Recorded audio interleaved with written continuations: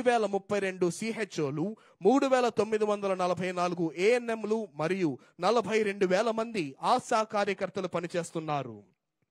అదిగో ఇప్పుడు మన ముందుకు వస్తోంది మహిళాభివృద్ధి మరియు శిశు సంక్షేమ శాఖ శకటం, కిశోరి వికాస కార్యక్రమం మరియు బాల్య వివాహాల నివారణ. స్వర్ణాంధ్ర 2047 విజన్ 10 సూత్రాల్లోని నైపుణ్య మరియు మానవ వనరుల అభివృద్ధిలో భాగంగా కిశోరి వికాసం కార్యక్రమం నుండి స్ఫూర్తి పొందిన బాలిక ప్రభుత్వం ఇచ్చిన ధైర్యంతో 1098కి ఫోన్ చేసి తన వివాహ నిలుపుదల చేయటమే కాక తనకు నచ్చిన రంగంలో ప్రగతి వైపు అడుగులు వేస్తోంది. ప్రతి బాలిక ఆకాశమే హద్దుగా దూసుకుపోవటమే గౌరవనీయులైన ఆంధ్రప్రదేశ్ రాష్ట్ర ముఖ్యమంత్రి వర్యులు శ్రీ నారా చంద్రబాబు నాయుడు గారి నేతృత్వంలోని సమర్థమైన ఆంధ్రప్రదేశ్ రాష్ట్ర ప్రభుత్వ లక్ష్యం. చట్ట వ్యతిరేకంగా వివాహాన్ని తలపెట్టిన కుటుంబ పెద్దలను కటకటాల్లో పెట్టారు. చంద్రన పాలనలో శివంగిలా దూసుకు వెళుతున్న బాలల అభివృద్ధి దేశానికే గర్వకారణం. స్వర్ణాంధ్ర సాధనకు 4వ సూత్రం నీటి భద్రత. నదుల అనుసంధాన ప్రాజెక్టులు, అధునాతన నీటిపారుదల వ్యవస్థలను అమలు చేయడంతో పాటు తెలుగు తల్లికి జలహారతినిస్తూ వస్తోంది జల వనరుల శాఖ శకటం.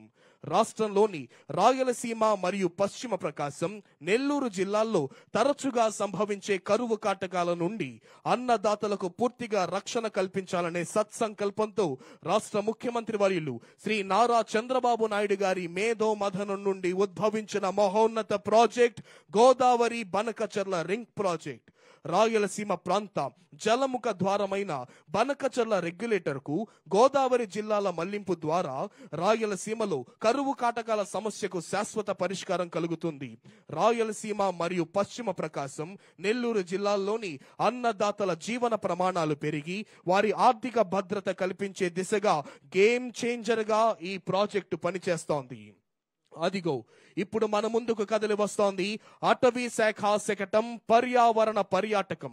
రాష్ట్ర ముఖ్యమంత్రి వర్యులు శ్రీ నారా చంద్రబాబు నాయుడు గారి సారథ్యంలో రాష్ట్రంలో అటవీ విస్తరణం 50% పెంపొందించే లక్ష్య సాధన దిశగా మన ముందుకు వస్తోంది అటవీ శాఖ. రాష్ట్ర ప్రజలకు మానసిక, శారీరక ఆరోగ్యం మరియు ఆహ్లాదకరమైన వాతావరణాన్ని అందించాలనే లక్ష్యంతో పట్టణాలకు సమీపంలో ఉన్న నగర వనాలను అభివృద్ధి చేసే లక్ష్య సాధనలో భాగంగా ఇప్పటికీ రాష్ట్రంలో ఉన్న 61 నగర వనాలకు అదనంగా మరో 11 నగర వనాలను ఏర్పాటు చేసేందుకు అటవీ శాఖ చర్యలను చేపట్టింది. ప్రజలకు ఉపాధి కల్పన, ఆహ్లాదంతో పాటు ఆరోగ్యాన్ని, విజ్ఞానాన్ని అందజేయాలనే లక్ష్యంలో భాగంగా ప్రకృతి పర్యాటకాన్ని ప్రోత్సహిస్తోంది మన చంద్రన్న ప్రభుత్వం. ఇప్పటికే ఏర్పాటు చేయబడిన 48 కమ్యూనిటీ ఆధారిత ఎకో టూరిజం స్పాట్స్ ను మరియు jungle safari, boating, trekking, watch towers, cottages, enforcement education centres ను మరింత అభివృద్ధి పరచడం జరిగింది. స్వర్ణాంధ్ర సాధనకు 5వ సూత్రం రైతు సాధికారత. అధిక విలువైన పంటలను ప్రోత్సహించడం, artificial intelligence, internet of things, డ్రోన్లతో వ్యవసాయాన్ని ఆధునీకరించడం రాష్ట్ర ప్రభుత్వ లక్ష్యం. ఇందులో భాగంగా మన ముందుకు వస్తోంది వ్యవసాయ శాఖ శకటం. రైతు సాధికార సంస్థ RYSS ద్వారా అమలు చేయబడుతున్న ఆంధ్రప్రదేశ్ ప్రజా భాగస్వామ్య ప్రకృతి వ్యవసాయ కార్యక్రమం రైతుల జీవనోపాధిని మెరుగుపరచడం, ప్రజల ఆరోగ్యాన్ని కాపాడటంతో పాటు ప్రపంచ వ్యాప్తంగా వాతావరణ మార్పులకు పరిష్కారం చూపే శక్తివంతమైన మార్గంగా గుర్తింపు పొందింది.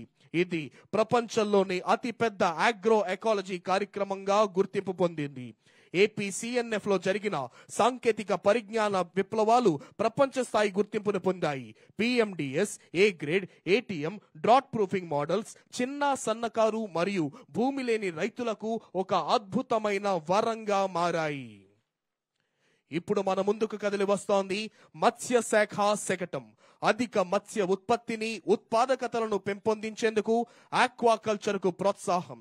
ప్రపంచ వ్యాప్తంగా పెరుగుచున్న జనాభాకు అనుగుణంగా మత్స్య సంపదకు పెరుగుతున్న డిమాండ్ నేపథ్యంలో రాష్ట్రంలో నాణ్యమైన మత్స్య ఉత్పత్తిని, ఉత్పాదకతను మరింత పెంపొందించేందుకై ఆక్వాకల్చర్ ను ప్రోత్సహించాల్సిన ఆవశ్యకత మన చంద్రన్న ప్రభుత్వం గుర్తించింది. మత్స్యకారులు ప్రస్తుతం అనుసరిస్తోన్న సంప్రదాయ మత్స్య వేట పద్ధతుల నుండి వారిని ఆక్వాకల్చర్ కు మార్చడం ద్వారా సుస్థిరమైన మత్స్య సాగును ప్రోత్సహించి తద్వారా అధిక మత్స్య ఉత్పత్తిని ఉత్పాదకతను సాధించే దిశగా మన చంద్రబాబు నాయుడు గారి నేతృత్వంలోని సమర్థమైన ఆంధ్రప్రదేశ్